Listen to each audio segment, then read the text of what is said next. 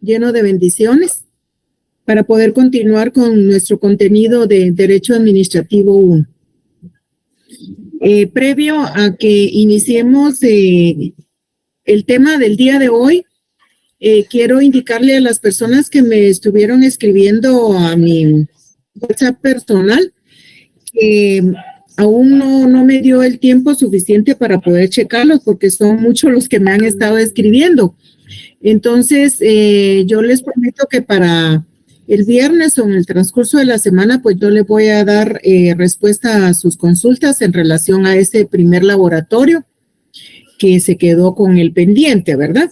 Entonces, no crean que no les voy a resolver, lo único que no he tenido el tiempo porque sí son varios los que me han escrito y no he podido darle la salida a todos. Entonces, denme en estos días para que yo les pueda resolver. Entonces, en este tema yo no sé si para el viernes, porque el viernes es 20, vamos a tener clases y si no las tuviéramos porque todavía no me han confirmado nada por parte de la coordinación, estaríamos pendientes para el lunes, ¿verdad? Para la clase de lunes y poder avanzar lo más que podamos en el contenido para que ya nos estemos preparando para el final. Entonces, vamos a dar inicio. Si no tienen alguna pregunta. Nos quedamos en la clase anterior pendiente de que viéramos lo que son los actos reglados y los actos discrecionales, que es la clasificación de los actos administrativos.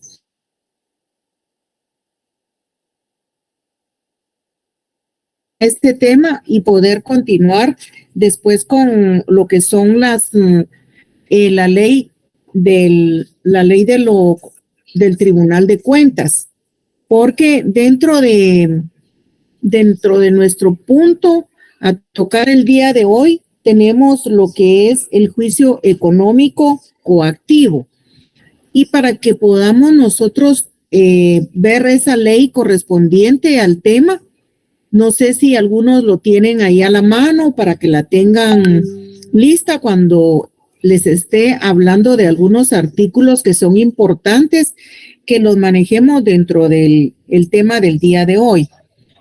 Van a tener el tiempo preciso para buscarla. Si no la tienen ahí, pues si no, en sus apuntes, en sus notas, los artículos.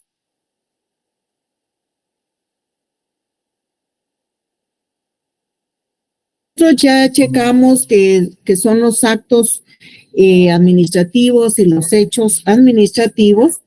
Vamos a ver esta clasificación de los actos para que nosotros vayamos teniendo ese conocimiento tan importante en relación a los actos administrativos.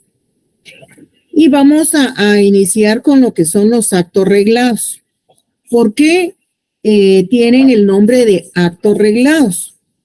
Porque son aquellos que se producen dentro de la administración mediante preceptos o conceptos legales, imperativos que contienen reglas vigentes y específicas que regulan la actividad de la administración en una materia determinada. Entonces, estos actos son reglados porque llevan inmersas esas leyes que le dan esa fuerza. Dice que son imperativos, que contienen reglas vigentes y específicas que regulan la actividad de la administración en una materia determinada. En consecuencia, estos actos reglados se puede decir que es el acto reglado que fluye de normas jurídicas. Por eso es que es reglado, porque fluye de normas jurídicas, cuya referencia a las circunstancias del caso no contienen formas elásticas en tal elemento normativo. O sea, ahí no hay elasticidad. Esa es una diferencia que vamos a marcar con los actos discrecionales. Por eso dice Dicen nuestros autores que acá no contienen, en estos actos reglados, no contienen formas elásticas en tal elemento normativo. Si lo que dice la ley, eso es lo que se va a normar dentro de estos actos, por eso es que son reglados. Entonces, el acto reglado, para que vayamos comprendiendo, es el acto obligatorio, que indica que el acto obligatorio es aquel que constituye la mera ejecución de la ley. Es el acto obligatorio que constituye la mera ejecución de la ley. Por eso dice que es un acto reglado dentro de la clasificación de los actos administrativos. En esta clase de actos, la ley determina exactamente no solo la autoridad competente para actuar, sino también en esta se debe actuar cómo debe actuar, estableciendo las condiciones.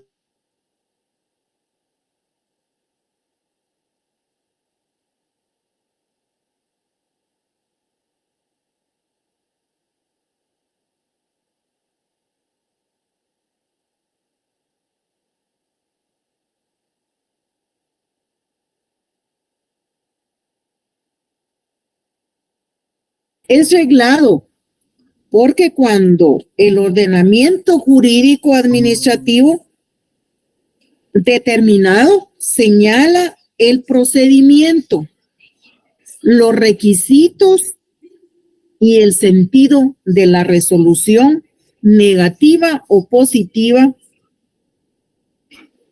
que vamos a aplicar en estos actos. Lo determinamos por el deber de hacer, de limitación o de ampliación. Entonces, la norma le indica al funcionario cómo debe resolver como norma de observancia obligatoria, sin opciones para resolver de otra manera. Por eso dice, son actos reglados. Cuando el funcionario resuelve en contra de lo dispuesto en el ordenamiento jurídico establecido, el perjudicado recurso administrativo que corresponde y en caso de confirmación del acto en la vía administrativa, se entiende que la resolución causó estado. ¿Y qué significa cuando dice que una resolución causó estado? Es que el afectado puede acudir a la vía judicial, que es lo que nosotros llamamos lo contencioso administrativo, y que después de este curso vamos a irnos nosotros ya a los procedimientos y que van a ir inmersos esos recursos que se pueden plantear cuando hay una resolución y que esta causa estado. Esta causa estado, dice la ley, ¿verdad? Y entonces el afectado puede acudir a la vía judicial, que es donde ya nos vamos al contencioso administrativo. Es tan importante que se lleve esta secuencia, jóvenes, para que cuando ustedes ya tengan, estén recibiendo su siguiente procesal administrativo, ustedes vayan amarrando estos tips que yo les estoy dando. Por eso yo les digo que dentro de mi cátedra yo trato la manera de explicarles lo más concreto, pero envío a ustedes el material para que hagan ese análisis y lleven la secuencia, que en el momento oportuno, cuando lleguen a su segundo curso, que es lo procesal, ustedes sepan en dónde adecuar cada uno de estos elementos, cada uno de estos puntos que estamos tocando en Derecho Administrativo 1. Es importante que ustedes lo vayan anotando. Entonces, si ya tenemos nosotros que los actos reglados son los que la ley determina y que no tienen esa elasticidad para poder ampliar o cambiar lo que la ley dice, es un acto reglado. Y nos vamos a la segunda clasificación de los actos administrativos, que son los actos discrecionales. ¿Por qué es un acto discrecional? El acto discrecional tiene lugar cuando la ley deja a la administración un poder libre de apreciación para decidir si debe obrar o abstenerse, en qué momento debe obrar o en qué momento no debe de obrar, en fin, qué contenido va a dar a su actuación. Por eso dice que son actos discrecionales. Le dejan la opción de decidir qué es el momento de que van a decidir, le dejan esa libertad de poder decidir en esos actos administrativos. Por eso dice son discrecionales, queda a discreción, ¿verdad? Entonces, para que ustedes vean realmente que el acto discrecional se dicta de acuerdo a la oportunidad y conveniencia del Estado. Por el contrario, los actos reglados no. Los discrecionales fluyen de normas jurídicas en las cuales existen fórmulas elásticas que permitan al funcionario encargado del órgano administrativo aplicar su criterio al resolver una vez concluido el procedimiento administrativo. Esa es la diferencia entre actos reglados y actos discrecionales, que la discrecional dejan el libre criterio del funcionario para poder actuar. El reglado no, tiene que estar apegado a lo que dice la ley. No está esa libertad de elasticidad de poder emitir criterios para poder llevar a cabo un acto administrativo.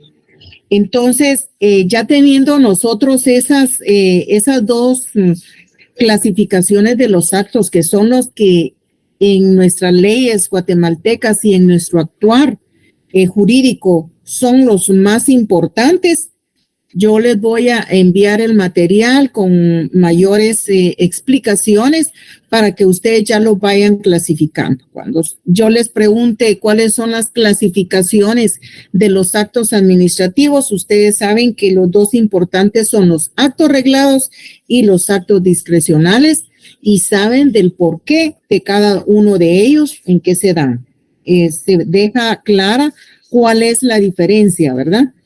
Entonces, ya nosotros terminando estos actos administrativos, yo quisiera que ustedes, si encontraron su ley, la tengan a la mano, y si no lo hacen en su momento, cuando oportuno, cuando ustedes estén repasando y leyendo ya para el examen final. Dentro de nuestros temas que están establecidos dentro de la normativa para este curso, tenemos el juicio económico coactivo.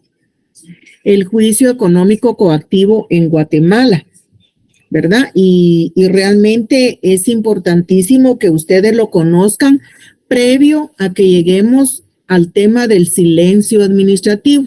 El silencio administrativo es muy importante cuando ustedes estén ya en su siguiente curso. Vamos a tomar los elementos más importantes para que ustedes lleven esa secuencia, ¿verdad? Esa secuencia importante. Entonces, para que vayan tomando nota, por lo menos no me alcancen a copiar lo que yo les digo, pero por lo menos lo más importante, ¿verdad? Nos hemos pasado después de la clasificación de los actos administrativos a lo que es el económico coactivo. Entonces, anoten que hoy vimos esa clasificación de los actos administrativos y luego estamos con el económico coactivo, para que cuando ustedes ya tengan su material, lleven esa misma secuencia. Entonces, para que nosotros podamos llevar esa secuencia lógica, vamos a analizar que el económico coactivo es el que el Estado desarrolla una actividad que se le denomina financiera y a través de esta adquiere los medios necesarios para la existencia, sostenimiento y cumplimiento de la finalidad que se propone el Estado a través de sus órganos administrativos. Esto es, en pocas palabras, el económico coactivo. Pero vamos a analizar también lo que es el juicio económico coactivo. ¿En qué ley está regulado este juicio económico coactivo? ¿Y de qué otra institución se desprende este económico coactivo?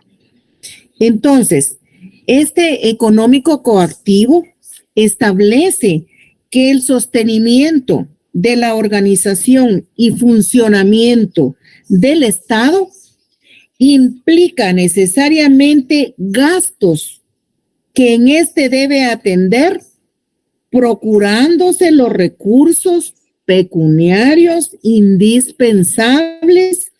El Estado puede obtener por otros medios diferentes los recursos pecuniarios indispensables para su sostenimiento, en virtud de un acto de colaboración de los particulares o por un acto unilateral del poder público, obligatorio para los particulares.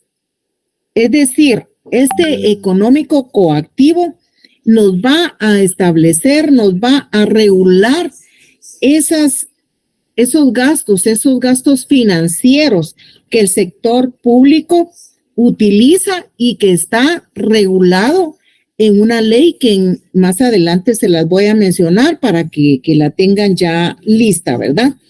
Entonces, si nosotros ya tenemos qué es el económico coactivo, que es el que establece el sostenimiento de la organización y funcionamiento del Estado, nosotros vamos ya a continuar y ver de qué manera se puede inferir que las tres consecuencias de la actividad financiera del Estado pueden ser de tres formas. Puede ser a través de los impuestos, que son necesarios para cubrir los gastos públicos. Puede ser también inferir con los impuestos. Son necesarios para que el Estado pueda mantener una contraprestación de servicios a los particulares. También está la otra consecuencia, que son los impuestos, los que establece el Estado ejerciendo prerrogativas inherentes a la soberanía. Cuando nosotros tenemos ya planteado que el económico coactivo se da a esta denominada financiera, se da con estas tres características importantes que a través de los impuestos que se puede establecer, ¿verdad? El Estado ejerciendo prerrogativas inherentes a la soberanía. Cuando nosotros vemos, ya tenemos tomado en cuenta que el económico coactivo se da de esta manera, el proceso económico coactivo, entonces, es un medio por el cual el Estado cobra los adeudos que los particulares tienen con los que deben ser líquidos, exigibles, de plazo vencido y preestablecidos legalmente a favor de la administración pública. Como ya tenemos nosotros claro que el económico coactivo se da a través de los impuestos, que es lo que le va a dar el estado financiero al Estado, también tenemos este proceso económico coactivo, que si estos impuestos no son bien manejables, estos impuestos se van desviando para donde no corresponde, donde no establece la ley, está el proceso económico coactivo, en donde a través de la Contraloría General de Cuentas empieza este proceso y se va a un juicio de cuentas cuando los funcionarios no le están dando el adecuado uso a estos impuestos, a estos ingresos que adquieren a través de los impuestos necesarios, ¿verdad? Por eso es de que al tener nosotros ya este conocimiento de lo económico coactivo, nos vamos que el proceso, esto ya es un procedimiento, es un proceso por medio del cual, dice, el Estado cobra los adeudos que los particulares tienen con este.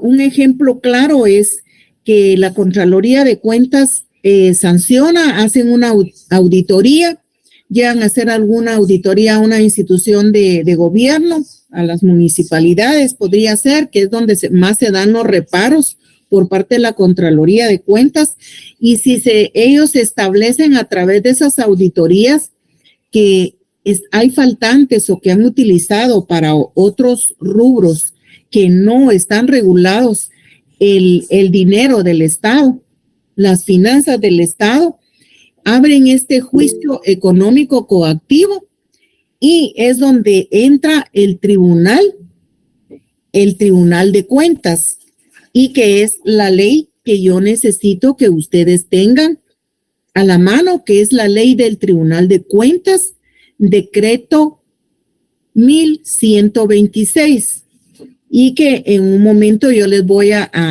dar los artículos que necesito que los lean, que los analicen, para que vayan ustedes amarrando cuál es el objeto de esta ley a través del económico coactivo y este proceso de lo económico coactivo que les estoy hablando. Entonces, si ya tenemos claro que el proceso económico coactivo es un medio por el cual el Estado cobra los adeudos que los particulares tienen con el Estado, son los que deben ser líquidos, exigibles de plazo vencido y preestablecidos legalmente, dice, ¿verdad? A favor de la administración pública, después de haber hecho esas auditorías y determinan que hay un faltante y que estas entidades tienen que devolverlo, se van al juicio de lo económico coactivo y tienen que hacer el pago de manera exigible, porque todas las certificaciones y todo lo que encuentran dentro de esta auditoría que hace la Contraloría de Cuentas tienen que certificar qué es lo que no les cuadró con las finanzas. Póngase el ejemplo de la municipalidad, de alguna de las municipalidades departamentales o de la capital. Entonces van armando el expediente y ya lo presentan a un juicio de lo económico, a un juicio del Tribunal de Cuentas, ¿verdad? Entonces, si nosotros tenemos ya la concepción, el concepto de que el proceso económico coactivo es la acción recaudadora, le podemos decir que es la acción recaudadora que comprende dos periodos, el voluntario y el ejecutivo, porque le dan la oportunidad que voluntariamente pueda resolver este hallazgo que le han encontrado faltantes dentro de la auditoría, que lo haga de forma voluntaria, que pague esto, que se ponga al día, o lo hacen de forma ejecutiva. ¿Por qué? Porque todas las certificaciones que van a adjuntar al proceso van a tener forma ejecutiva. Esto va a ser ejecutivo y pagan sí o sí, porque cuando ya está en el Tribunal de Cuentas, tienen que resolver esta situación, porque ya es la segunda instancia, ¿verdad? Ya van en una segunda instancia donde ya lo toman como un ejecutivo. Entonces, si nosotros tenemos ya este conocimiento, este concepto de lo que es el proceso económico coactivo, podemos decir que para que se dé el proceso económico coactivo tenemos que tener las características más importantes del proceso o juicio económico coactivo, las cuales tendríamos nosotros que tenerlas claras y analizarlas con más tiempo para que vayan ustedes armando su propia opinión, su propio criterio jurídico. Entonces, una de estas características del juicio económico coactivo, que es un proceso de ejecución, pues persigue el cumplimiento de una obligación o de un adeudo de los particulares como sujeto activo a los impuestos, a los arbitrios, a las tasas, a las contribuciones, a las multas que son impuestas por faltas administrativas. Esta es una característica importantísima del juicio económico coactivo. Tenemos otra característica importante también para poder llevarlo a un proceso económico coactivo.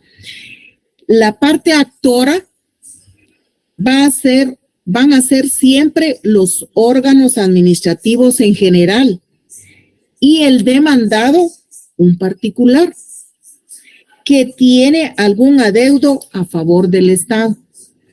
Ustedes han escuchado que para algún trabajo, alguna institución, alguna postulación, nos piden el finiquito de la Contraloría de Cuentas para ver si no hay algo pendiente, si no tenemos algún pendiente, algún adeudo a favor del Estado, no nos pueden otorgar este finiquito, que es importante para ver la honorabilidad y honestidad de la persona que se va a postular o que quiere acreditar ese extremo, ¿verdad? Entonces, es ahí donde saltan esos procesos, esas multas, esas sanciones que no se han cumplido.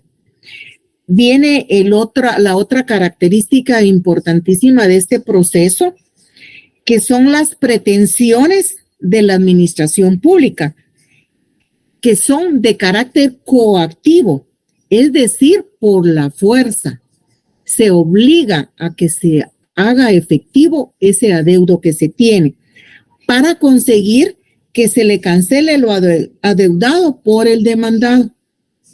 O sea, que aquí paga sí o sí porque es un título ejecutivo. Ya por eso se llama lo económico coactivo, porque ahí hay coacción, ahí hay obligación de que se cumpla lo que tiene adeudado. Otra característica importante que también podemos analizarla es que en este caso la jurisdicción económica coactiva la ejercen los jueces de lo económico coactivo, los tribunales ordinarios de primera instancia y las salas del Tribunal de Cuentas. En este caso, si observamos la primera y la segunda instancia, van siempre amarrados a cumplir, a hacer efectivo ese adeudo, esa obligación, esa responsabilidad que se quedó pendiente con el Estado. Entonces, si a nosotros hablamos de la naturaleza jurídica de lo económico coactivo, podemos decir que el proceso económico coactivo se puede establecer que se trata de una ejecución especial en donde el Estado, a través de los órganos administrativos, siempre es la parte actora. Esa es la naturaleza jurídica, que los órganos administrativos siempre van a ser la parte actora contra la existencia de un título ejecutivo en el que consta que el particular tiene un adeudo a favor del Estado y que persigue el cumplimiento de una obligación y el pago del particular a favor del Estado. En Guatemala, esta jurisdicción es de carácter privativo y los tribunales encargados para esta clase de ejecución son los económicos coactivos, aunque también se encargan de los mismos, especialmente en los departamentos, son los tribunales de primera instancia civil.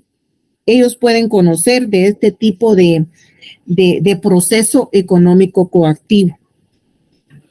Son temas bien importantes para su carrera, que los van a ir amarrando, como les repito nuevamente, cuando lleven ya su procesal administrativo. Van a ver esos plazos, esos procedimientos, para que ustedes ya lleven esta base. Yo quiero que ustedes lean esta ley del Tribunal de Cuentas, que también ahí les da los procesos, los plazos y cómo se presentan cada una de las demandas. Entonces, si ya vimos nosotros que esta es la naturaleza jurídica del económico coactivo, podemos decir nosotros que la procedencia del económico coactivo para que éste sea un juicio y proceda, es necesaria la existencia de un documento en donde se establezca plenamente el adeudo que el particular tiene al Estado o sus entidades. Por eso les decía que uno de los requisitos es importantísimo que hayan documentos, certificaciones, para que esto vaya a formar el título ejecutivo, ¿verdad? Dentro del juicio que se va a armar. ¿Y qué son estas certificaciones? Van a ser esos hallazgos que los auditores de la Contraloría de Cuentas van a realizar en cada una de las instituciones del Estado y van a certificar lo que encontraron y que no es congruente con las finanzas que tienen ellos dentro de sus rubros económicos, ¿verdad? Y por eso es de que esto va a formar el expediente, estas certificaciones, donde los auditores certifican del porqué de cada uno de estos hallazgos y que el particular tiene que devolverlo, tiene que restablecer esa deuda ante el Estado y va amarrado Contraloría de Cuentas con lo económico coactivo. Entonces, si en Guatemala encontramos regulado este proceso del económico coactivo está regulado en el decreto 1126. Tomen nota, este proceso del económico coactivo está regulado en el decreto 1126 del Congreso de la República, que es la ley orgánica del Tribunal de Cuentas. Asimismo, lo vamos a encontrar regulado dentro del decreto 691 del Congreso de la República, que no es más que el Código Tributario. Entonces, al leer ustedes, al analizar su ley del Tribunal de Cuentas, me gustaría que tuvieran a la par la ley, el Código Tributario, porque ahí es donde también se sancionan, ahí es donde si no están al día con sus pagos y ya se les hizo el requerimiento y no han cumplido, pues también hay un proceso económico coactivo. Entonces, para que podamos nosotros aterrizar de lo que es lo que es la procedencia del económico coactivo, tenemos que saber cuál es el fin de este económico coactivo. La ley nos señala que el proceso o juicio económico coactivo tiene como fin exclusivo conocer en los procedimientos para obtener el pago de los adeudos a favor del fisco, las municipalidades, las entidades autónomas y las entidades descentralizadas. Cuando les llegue su material, me gustaría que le pusieran un chequecito porque ahí está cuál es el fin del procedimiento económico coactivo, ¿verdad? Y para que proceda el económico coactivo en Guatemala, es necesario que exista un título ejecutivo. Por eso les decía que es el económico coactivo es ejecutivo, porque van a ver inmersos en ese expediente que envía la Contraloría de Cuentas todo lo que es referente a la deuda que han encontrado y lo van a certificar. Y una certificación hace un título ejecutivo. Los adeudos de los que les hablo en lo económico coactivo son aquellos que proceden de un fallo condenatorio de cuentas, multas y demora en obligaciones tributarias. Esto es lo que quiero que me le pongan un asterisco cuando tengan su material, que los adeudos son aquellos que proceden de un fallo condenatorio de cuentas, multas y demoras en obligaciones tributarias. Para que proceda el económico coactivo, es necesario que exista un título ejecutivo. También me le ponen un chequecito o lo van anotando. Para el decreto 1126 del Congreso de la República, son títulos ejecutivos. Se las voy a decir así muy generales. Las certificaciones que contengan sentencias firmes dictadas en juicio de cuentas. Certificación que contenga sentencia firme con motivo de aplicación de la ley de probidad. Certificación o actuación que contenga el derecho definitivo establecido y el adeudo líquido y exigible. Es también título ejecutivo, certificación que contenga la liquidación definitiva practicada por la autoridad competente en caso de falta de pago total o parcial de impuestos, tasas, arbitrios, cuotas o contribuciones. También es otro título, la certificación en que se transcriba la resolución que imponga multa administrativa o municipal y la causa de sanción. También es otro título ejecutivo, el testimonio de la escritura pública en que conste la obligación que debe hacerse efectiva. También es otro título, la certificación del reconocimiento de la obligación hecha ante autoridad o funcionario competente. Certificación de sentencia firme o resolución dictada por cualquier tribunal o autoridad competente en la que se establezca una obligación que deba hacerse efectiva por el procedimiento económico coactivo. Para el decreto 691 del Congreso de la República, que es el Código Tributario, son títulos ejecutivos los documentos siguientes. Certificación o copia legalizada administrativamente del fallo o de la resolución que determine el tributo, intereses, recargos, multas y adeudos con carácter definitivo. Esto implica que la resolución o acto de la administración está firme, causó ya firmeza, tanto en la vía administrativa como en la vía judicial. Un contrato o convenio en que conste la obligación tributaria que debe cobrarse también es título ejecutivo.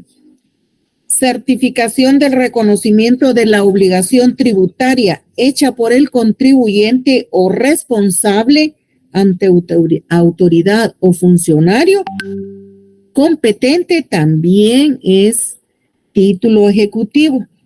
Y toda clase de documentos referentes a deudas tributarias que por disposiciones legales tengan fuerza ejecutiva.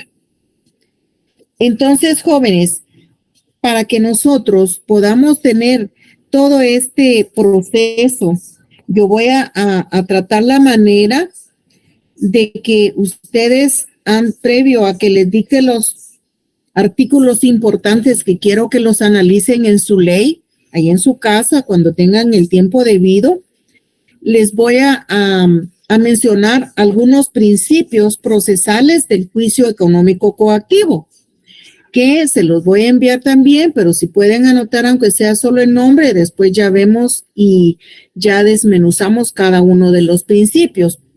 Tenemos el impulso de oficio. Este es un principio muy, muy importante porque en este caso, de conformidad con la ley, el impulso del proceso económico coactivo es de oficio. Entonces, ahí yo les estoy poniendo un chequecito para que cuando ya lo lean, le pongan la mayor atención. Otro principio importante del juicio económico coactivo es que es antiformalista. En esta clase de proceso, los demandados no necesitan del auxilio de un abogado, ni están obligados a citar leyes. Deberán tramitarse por escrito si hubiera necesidad de una gestión verbal urgente. Para el caso se levantará un acta de la diligencia en las propias actuaciones. Por eso es antiformalista, ¿verdad? Es un principio bien importante, porque ahí sí que realmente ya no hay vuelta de hoja. Ya no puede ir con, si gusta puede poner un abogado, pero si no, ya no es necesario porque ya causó firmeza, ya sí o sí tiene que pagar lo adeudado, ¿verdad? Y ya es de que nada más se comprometa a realizar ese pago, ¿verdad? Cuando llevan un abogado es porque van a querer encontrarle otra salida, van a querer hacer un convenio. En este tipo no, porque ya está establecido que tienen que pagar sí o sí. Otro principio importante es la supletoriedad de otras leyes, ¿verdad? Que eso lo vamos a encontrar dentro del decreto 1126 cuando lo leamos y cuando veamos el 691, que es el Código Tributario también, ¿verdad? Tenemos también como otra supletoriedad de otras leyes el Código Procesal Civil y Mercantil, la ley del organismo judicial. Esto también lo vamos a encontrar nosotros como una ley supletoria cuando se tenga bien los procedimientos a seguir en lo económico coactivo. Entonces, dentro del planteamiento de la demanda también hay un principio importante que no existe ninguna de las dos leyes que analizamos, que les mencioné hace un momento, Código Tributario y la ley del decreto 1126, requisitos para la demanda. Sin embargo, al hacerse la aplicación supletoria de ambos casos, el Código Procesal Civil sí establece los requisitos de una demanda que deben de cumplirse.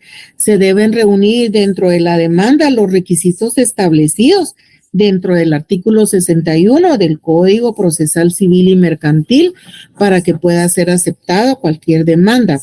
Pero sí es este planteamiento de la demanda tiene que tener este requisito que establece el artículo 61 del Código Procesal Civil y Mercantil. Entonces, también tenemos otros requisitos, otros principios, pero los más importantes son los que les he mencionado y que se los voy a enviar juntamente con lo de la clase anterior, para que podamos nosotros ver realmente y entender y tener nuestro fundamento legal en lo que se relaciona al procedimiento económico coactivo.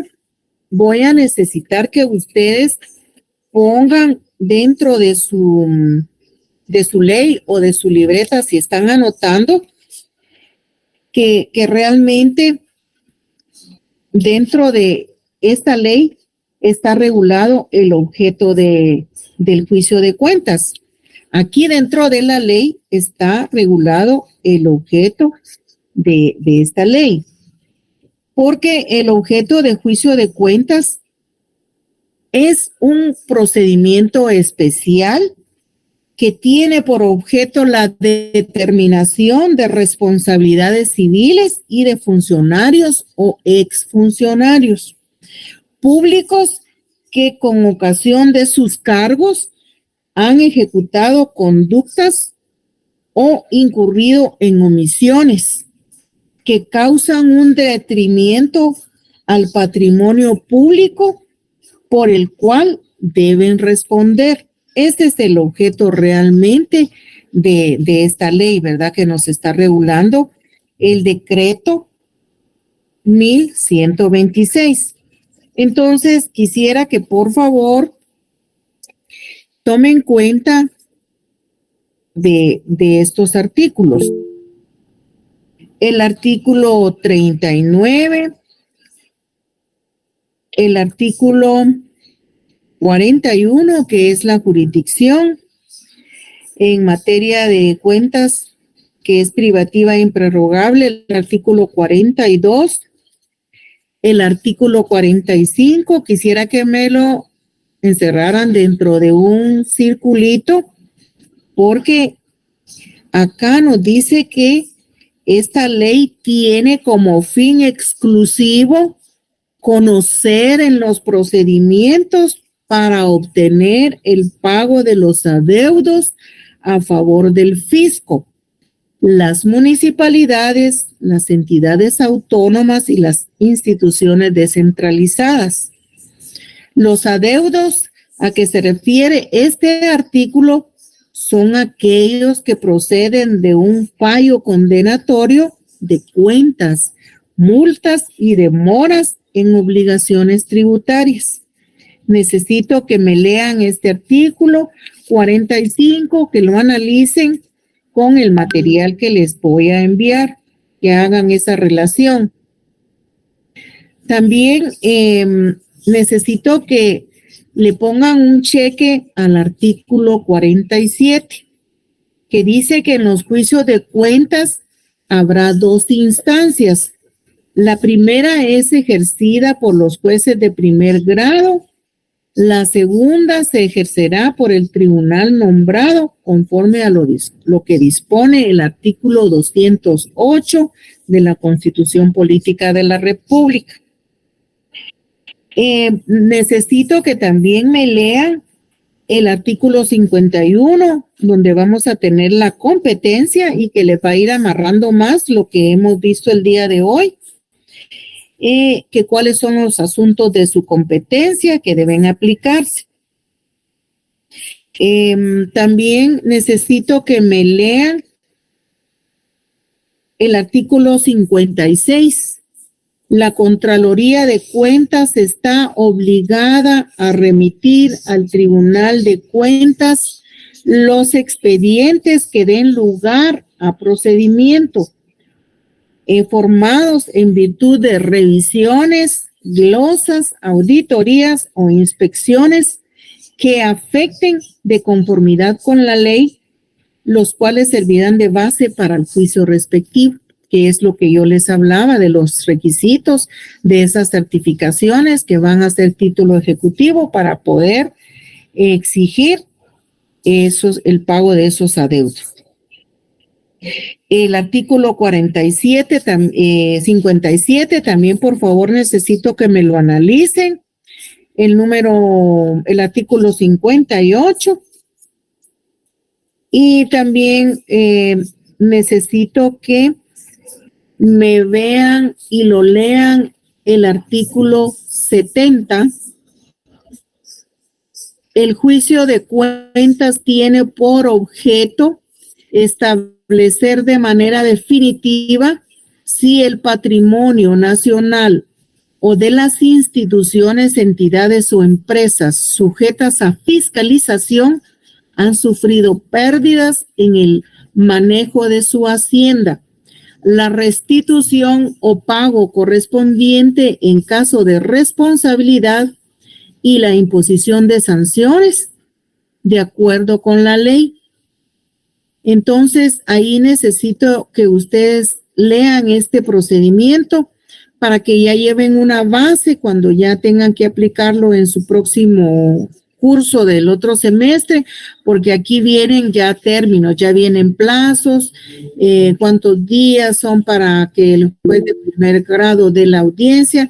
Todo es para que nada más ustedes tengan como un antecedente para el día del próximo semestre, que ya lleven ese procesal, ustedes sepan en dónde están regulados esos plazos que son tan importantes conocerlos, ¿verdad? Y que desde ya empiecen ustedes a manejarlos para sus privados y para su vida profesional. Entonces, en el artículo 83 también está regulado los requisitos, ¿verdad? Estos títulos, para que sean títulos ejecutivos, que son los que yo les estaba hablando hace un momento, que son las certificaciones y que ustedes tengan su fundamento legal. Yo les puedo preguntar cuál es el fundamento legal de los títulos ejecutivos en el económico coactivo. Su respuesta es el artículo 83 y ahí están delimitadas las certificaciones que ya les hablé hace un momento. Entonces, aquí sería hasta donde ustedes me van a tomar en cuenta, y que también como un antecedente, nada más como una referencia, que dentro de esta ley del Tribunal de Cuentas existen recursos en los juicios de cuentas que serán procedentes. Los recursos siguientes va a poder caber dentro de un recurso planteado: el de revocatoria, el de revisión, el de aclaración, el de ampliación y el de apelación.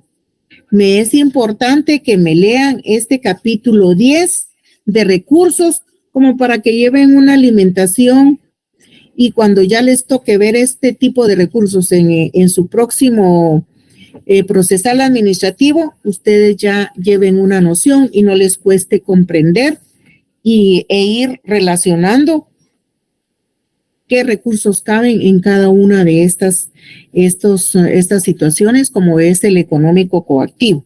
Esto está en el artículo 97 de la ley del Tribunal de Cuentas. Entonces, jóvenes, voy a dejarlos por el día de hoy con esta clase para que vayamos amarrándola con la siguiente, porque después vamos a estar, tenemos que tener una clase en relación al silencio administrativo, que es importante, que va de la mano con todos estos procedimientos que hemos estado hablando, y también lo que son los servicios públicos, que es un tema que lo quiero abordar para que podamos ir amarrando todos lo que hemos, para ya quedarnos definitivamente solo con los contratos, ¿verdad? Los contratos administrativos, porque después les vendrán más contratos de toda índole, pero ahorita vamos a abordar lo que son los contratos administrativos, que sería el último tema para que tengamos ya todo cuadrado para el examen final. Jóvenes, para mí ha sido un gusto poder estar con ustedes y darle gracias a Dios que estamos aquí conectados, y espero, si no nos notifican que vamos a tener descanso el 20, el día de la revolución, nos vemos el 20, y si no, hasta el lunes. Estamos ahí a las órdenes. Yo deseo una feliz noche y que estoy pendiente con los compañeritos que me han escrito para poderles tener una respuesta. Gracias, licenciada. Feliz noche. Gracias, Ligda. Feliz noche. Feliz noche. Feliz noche, licenciada.